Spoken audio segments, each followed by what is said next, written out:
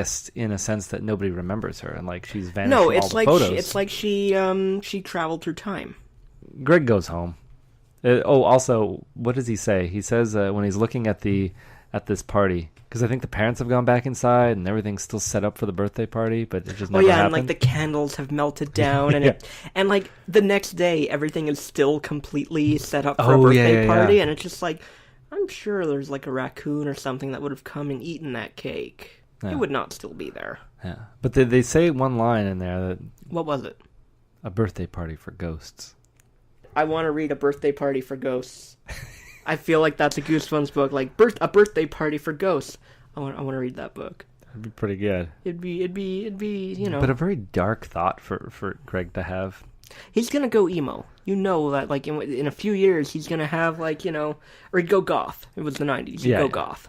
Go goth first. Emo comes later. Yeah. Greg goes home, and now it just keeps coming. When it rains, it pours for Greg here because his room has been ransacked. Parents aren't home, and no one's home except his room's turned upside down, likely by Spidey looking for his camera. And justice, I say. Yeah. So, Greg, you broke in... I mean, they did steal his property. Yeah, you broke into an old man's home, you broke his banister, and you stole his magic camera. Of course you deserve this. Yeah, well, it's like, oh, no, and it's like, well, he just did the exact same thing to you that you did to him. Yeah, only he didn't steal anything. He didn't steal anything because he couldn't find what he was looking for. Couldn't have stolen something. But, I mean, what do you want out of a 12-year-old boy's room? That's a whole different question. I don't know what Spidey, a homeless man, would want. Probably food. I don't know. He had a whole bunch of Hungry Mans, but no freezer. Yeah, you can buy them at the store. You gotta eat them within like the hour. I guess he had a microwave, or was he just eating them frozen? I mean, he probably set fire to one of them rats. He's a scientist. He probably doesn't even need a microwave. Yeah. He just looks at it. I mean, he's got a magic camera. Who knows what else he's got? He probably just takes a picture of it and sees what'll happen to it. It'll be cooked. It's just a pile of poop. Just... Oh, it went too far. Because when you eat food, it becomes poop. Yes, that's right, Nick. Thank you. You're a scientist, too, of sorts. Hello. Now I play the waiting game.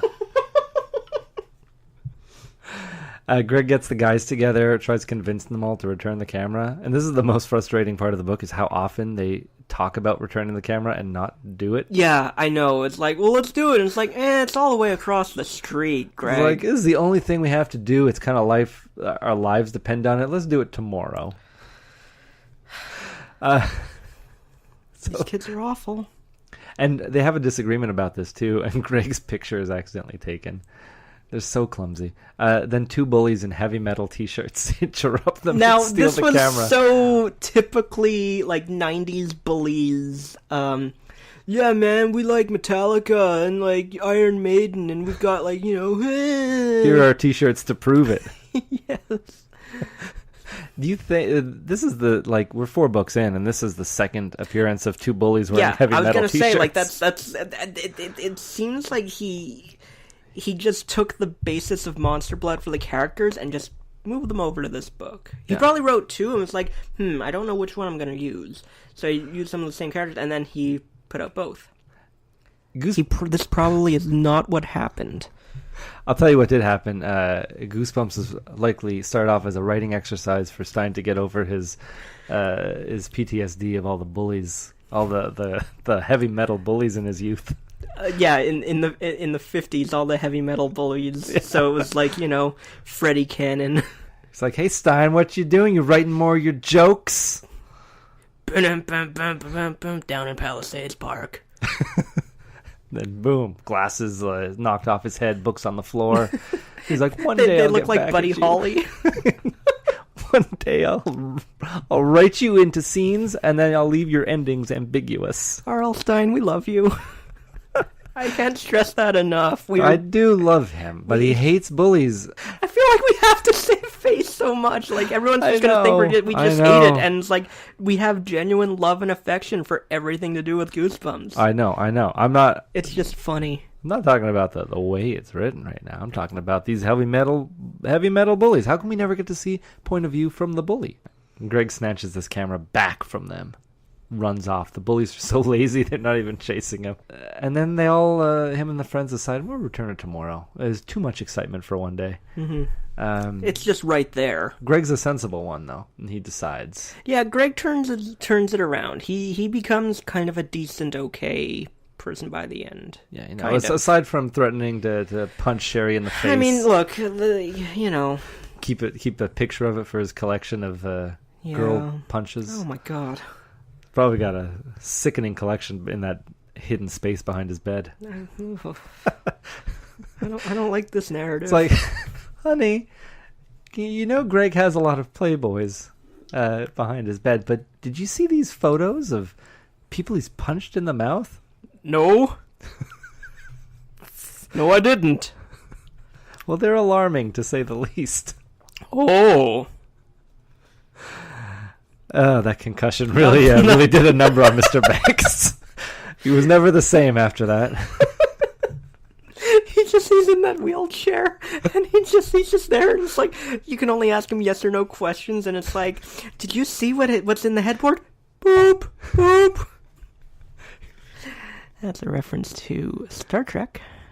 Captain Christopher Pike. Oh, I think everybody got that from the boop boop sounds. Okay. Well, I don't know. I didn't. So Greg snatches the camera back, like I said, decided to do it later on. He looks at the photo that was taken, because he had put it in his pocket during the commotion. Yeah, that's where you put a developing picture. Well, you actually do. Oh. It says so on the package. It says, put it in a dark place, a warm place, your pocket. It was a pretty good place. Seems like the opposite. You'd want to put it in a cool, dry place. I don't know about that, Nick. Moving on. It's a photo of him and Shari. So Shari's back in the flesh. She's back in the New York groove. She and him are staring in horror as a dark shadow looms over them. And we all know, so far, dark shadow equals Spidey. Yeah, not Johnny Depp. Now at home, Greg is very sad about Shari. He starts tearing up. Actually, no, he starts tearing up the photo. Probably tearing up too, though, because he's real sad. Yeah, and I have a note saying, like, usually ripping up pictures means you don't want to see the person ever again. Yeah. And in that case, she's not in the photo, so frame that. Yeah. Wait, no. She's already not in the photo. Why tear it up? Yeah, I guess. I guess it's the opposite. You tear it up because you want to see him again. But instantly, she reappears in front of her house with no memory of the last couple days. Aliens. Yeah, I think so. Kids just have a resiliency for this sort of thing because she's kind of okay about it. Yeah, she's like, oh, I think I lost a day and a half, but, that's 1 day and a half of existence in this horrible town that I didn't have to live through, so, yay. She may possibly be impregnated by an alien. Oh, is that Egg Monsters from Mars? I think that's the story for Egg Monsters from Mars. It's basically Shari she loses 2 days out of her life, and then she gives birth to a bunch of eggs. Seems legit. Egg monsters. So Greg and Shari meet up, Nick, to return the camera. Only Greg doesn't bring the camera with them. They're just there to talk about it. Yeah. And this is the point where I'm just like, okay, there are still, 4 chapters in this fucker left. Start doing something. Yeah, start getting to a finale. Because, I'm like, come on, guys. Now, this seems like a criticism on Stein, not on the character. It is. Okay. It is. You just have the characters doing the same thing for a few chapters, and it's like, okay, they know what they have to do. Why aren't they doing it? Yeah, and if they're not going to do it, somebody snap a picture. What would that accomplish? Wow, that's the most exciting part of this is the picture is taken. I want to see what develops. I want to see what... And it seems like it's increasingly worse. The situations are getting worse. Yeah. So, okay. Move on. Sorry. So, they meet up, and they're chased by Spidey. Spidey is just running with his legs, kicking high. Like a spider. Yeah. Because that's how spiders move. I feel like it's more like how an ostrich moves. But a good Samaritan, a neighbor drives by. Jerry Norman. Hi, I'm Jerry Norman. Is that guy bothering you kids? Well, you have a much different idea of what Jerry Norman sounds like than I. I mean, I just did a voice. It's not what I actually thought. I thought it was more like, hey, who's this guy?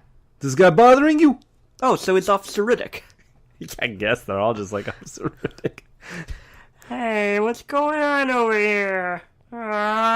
You want me to follow you home so this old man doesn't follow you? Deborah! I want to follow his damn kids. Spidey runs off.